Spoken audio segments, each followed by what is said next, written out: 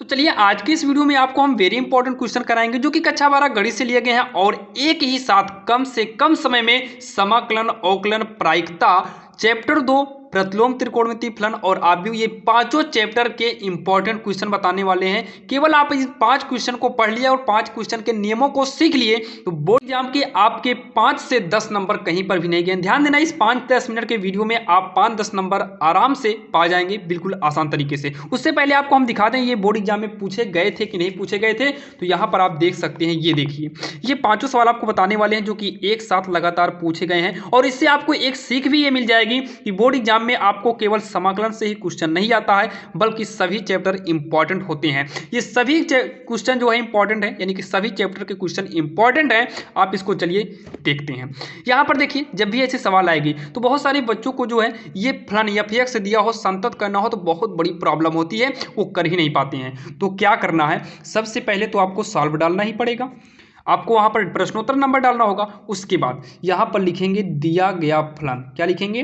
दिया गया फलन f(x) बराबर 5x माइनस का 3, जबकि बोला है x बराबर 0 पर संतत करना है तो लिख दो x बराबर 0 रखने पर तो हो जाएगा f(0) इक्वल का 5 गुणे यक्स के स्थान पर 0 करेंगे माइनस का 3 तो 5 जीरो 0 होगा, माइनस का 3 आएगा -3। इसे मानिए तुरंत समीकरण 1। कितना आसान था। और तुरंत यहाँ पर आपको क्या आना है, लिमिट। दूसरा कंडीशन लिमिट आएगा, यक्स चेंजेस 0 यानी कि यक्स बराबर 0 ही रखना है। यहाँ पर आएगा f(x) यानी कि फलन।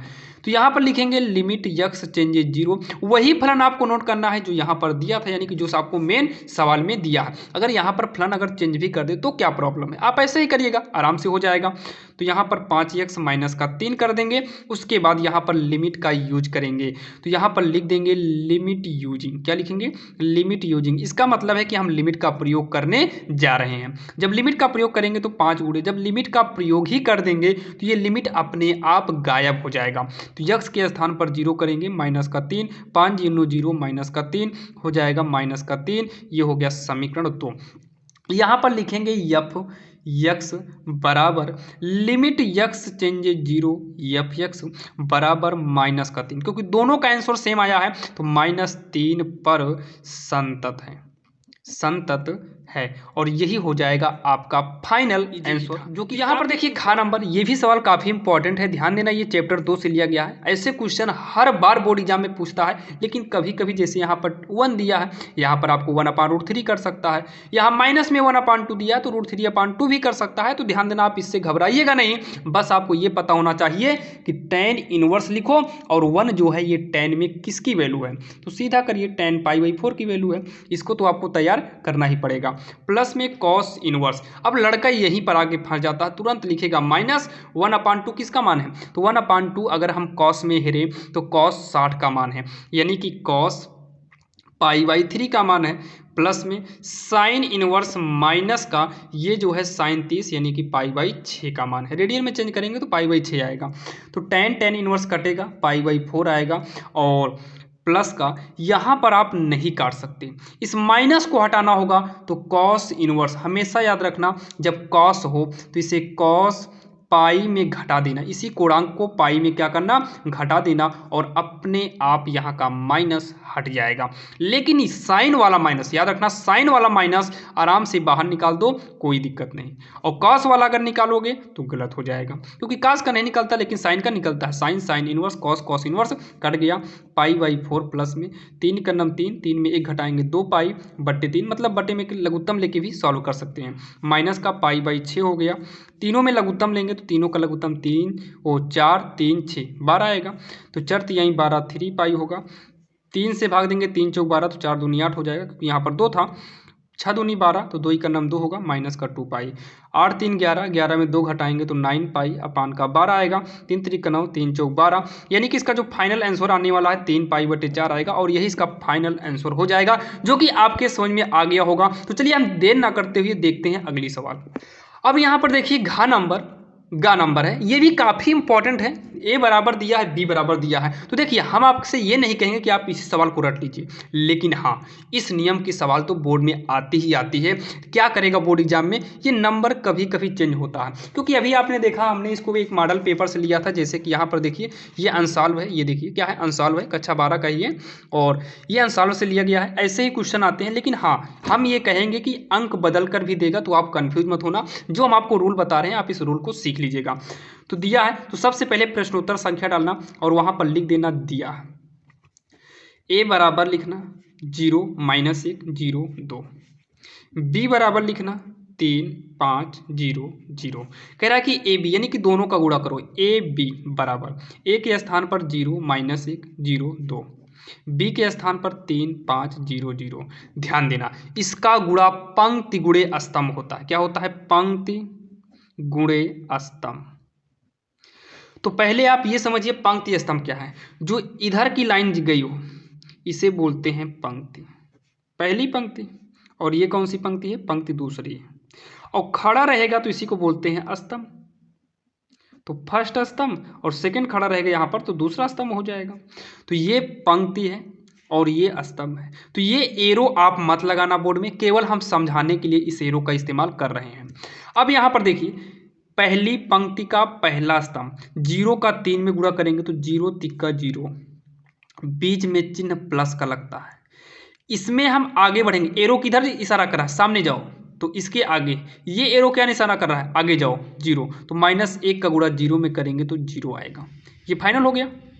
अब ये इशारा किया है आगे जाओ, तो इसका पहले कर दिए आगे बढ़े, इसमें भी आगे बढ़े, दोनों का हो गया, पहले इसमें फिर इसमें। तो सेम ऐसे 0 का 5 में करेंगे तो यहाँ पर देखिए इस लाइन को छोड़कर दूसरे में आ गए, तो इस लाइन को छोड़कर दूसरे में आएंगे, तो 0 का 5 में करेंगे तो 0 होगा, आगे बढ़ेंगे -1, आगे बढ़ेंगे कितना 0, तो -1 0 0 होगा, बीच में प्लस लगता ही है, हो गया इतना। अब बढ़ेंगे नीचे, इसके नीचे आएंगे तो यहाँ पर भी नीचे आएंगे, तो 0 का गुणा फिर शुरू से कर देंगे, मतलब नीचे आए लेकिन ये पहली ही लाइन का, तो पहली लाइन का ही रहेगा, तो 0 तिक्का 0, आगे बढ़ेंगे 2, यहाँ पर 0 तो प्लस में 0, फिर इसी का इसमें करेंगे तो 0 पंचे 0, आगे बढ़ेंगे 2, यहाँ पर बढ़ेंगे 0, तो 0 2 0 0 होगा, यहाँ पर एक आव्यू लगाएंगे और इसका जो आंसर आएगा 0 0 0, तो 0 0 लिखने से अच्छा टोटल 0 लिख दो, यही आपका फाइनल आंसर यानी कि उत्तर हो जाएगा। ए बी का मान कितना आ गया, 0 आ गया, जो कि आपके समझ में बिल्कुल आसान तरीके से आसान भाषा में आ गया होगा। ध्यान देना आपको हम बार बार एक ही चीज़ कह रहे हैं, इसका अंक बदल सकता है, तो आप इसमें कन्फ्यूज मत होना, आप नियम समझ लीजिए, अंक कोई भी बदलेगा आसानी से कर लेंगे।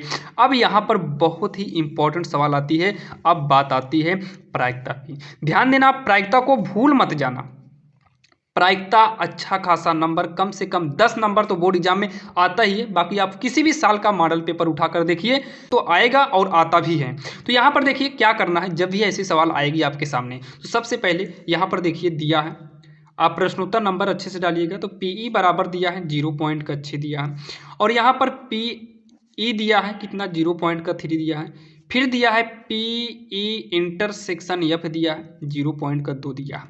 आपको हम यहीं पर बताते हैं, कभी कभी यूनियन दे देता है, क्या देता है, यूनियन देता है। अगर आपको कभी कभी अगर यूनियन दे दिया तो आपको इंटरसेक्शन निकालना पड़ेगा।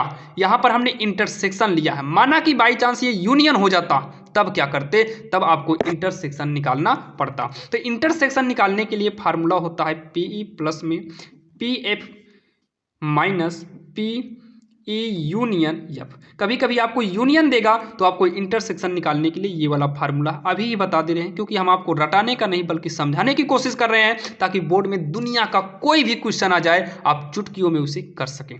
तो यहाँ पर देखिए अब हमें निकालना है पी ई अपान का एफ, इसका फार्मूला होता है पी ई इंटरसेक्शन एफ अपान में। पहले चेक करो इसमें जो है बटे में क्या, तो कहेंगे ई है तो यहाँ पर पी ई ओ एफ है, तो बटे में एफ है तो यहाँ पर भी पी एफ कर दो।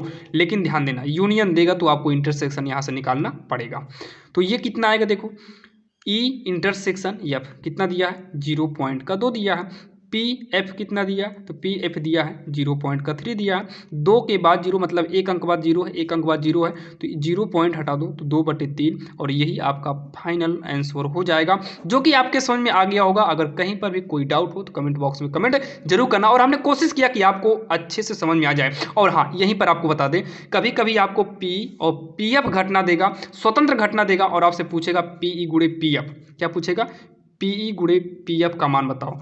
तो नहीं, इतना नहीं पूछेगा, पीई इंटरसेक्शन एफ देगा, तो सीधा आप पी गुणे पी एफ कर देना। कब, जब स्वतंत्र घटना देगा। तो यहाँ पर स्वतंत्र नहीं दिया है, क्योंकि हमारे समय में ऐसे ही सेम आया था, 2 नंबर का आया था, कहा था कि स्वतंत्र घटना है, पीई और पीएफ स्वतंत्र घटना है, तो पीई इंटरसेक्शन एफ निकालो, दोनों का केवल गुणा करना था और 2 नंबर आराम से मिल जाते। लेकिन हम लोगों तब पढ़े नहीं थे, हमारे भी टीचर मान लो कुछ छूट गया था, हमने पढ़ नहीं पाया था, तब इतना टेक्नोलॉजी मोबाइल का जमाना था नहीं, इस वजह से हमारा छूट गया था। तो आप लोग मत छोड़िएगा, कोई भी तरीका से आए आप बिल्कुल आसान तरीके से कर लीजिएगा। अब यहाँ पर पारी आती है समाकलन की। तो समाकलन को तो सब जानते हैं, समाकलन से अगर आप 12 में हैं तो अच्छे तरीके से परिचित होंगे, क्योंकि पूरे सवाल, पूरे मैथ की पावर होता है समाकलन। अगर जिसको समाकलन आ गया, समझ लो उसको मैथ का एक कण कण वो समझ सकता है कि आखिर क्या है। आप समझ रहे होंगे, समाकलन करने के लिए आपको अवकलन पढ़ना पड़ता है, इसके पहले आव्यूह सारणिक। देखिए आव्यूह सारणिक का भले इससे लिंक ना हो, लेकिन आव्यूह सारणिक पढ़ने के बाद ही आप इसको पढ़ेंगे तभी मजा आती है। अब तो मान लो एग्जाम है, आपके समझ में आ जा रहा होगा शुरुआत से ही, अगर आपने आव्यूह सारणिक को पहले पढ़ा होगा फिर समाकलन आसानी से समझ में आ गया होगा। तो यहाँ पर देखिए, कोसेक का गुणा अगर हम कोसेक में जाकर कर दें तो ये कोसेक स्क्वायर हो जाएगा, कोसेक स्क्वायर एक्स होगा, प्लस कोसेक का गुणा काट में आकर कर दें तो यहाँ पर हो जाएगा cosec x into cot x, और यहीं पर इंटीग्रल भी अलग कर देते हैं। अच्छा, कोसेक स्क्वायर का कोई फार्मूला होता है क्या, तो आप कहेंगे हाँ माइनस कॉट एक्स होता है, प्लस में कोसेक काट का कोई फार्मूला होता है, तो हाँ इसका भी होता है माइनस का कोसेक एक्स, तो यहाँ ब्रैकेट तो लगाना पड़ेगा ही, प्लस का सी, यहाँ पर भी प्लस सी लगता है, लेकिन आप एक ही प्लस सी लगाइए, माइनस का कॉट एक्स माइनस का कोसेक एक्स प्लस का सी, और यही इसका फाइनल आंसर हो जाएगा, जो कि हमने कोशिश किया कि आपके बिल्कुल आसान तरीके से और बिल्कुल बेहतरीन तरीके से आए। और हमने यहाँ पर 5 सवाल को बताया, और आपको यहाँ से ये भी सीखने को मिला होगा आखिर बोर्ड में किस प्रकार के क्वेश्चन आते हैं। इन 5 सवालों को हमने 5 तरीके से, यानी कि 5 अलग अलग सवाल लेकर आपको बताया, और आपको समझ में आया होगा। अगर आपको वीडियो काफी पसंद आया हो तो आप चैनल को सब्सक्राइब जरूर करिएगा, और सारे वीडियो को देखने के लिए हम डिस्क्रिप्शन में लिंक दे देंगे। अगर आपको डिस्क्रिप्शन में लिंक ना मिले तो आप चैनल के प्लेलिस्ट में जाकर सारे इंपॉर्टेंट क्वेश्चन को देख सकते हैं, जहां पर हमने बहुत ही अच्छे और बेहतरीन तरीके से आपको बताने की कोशिश किया है, और बहुत सारे इंपॉर्टेंट क्वेश्चन को हमने अपलोड भी कर दिया है। तो जाइए प्लेलिस्ट में, देर ना करिए, जल्दी से जाइए और वहां पर सारे इंपॉर्टेंट क्वेश्चन की तैयारी करो, क्योंकि अब वो दिन दूर नहीं जब आपका पेपर होने वाला है, क्योंकि सबको पता है पेपर नजदीक आ गया है। तो मेहनत करिए, कामयाबी की ओर बढ़िए, और जब तक लक्ष्य की प्राप्ति ना हो तब तक मेहनत करते रहिए। चलिए मिलते हैं किसी अन्य वीडियो में, तब तक के लिए जय हिंद।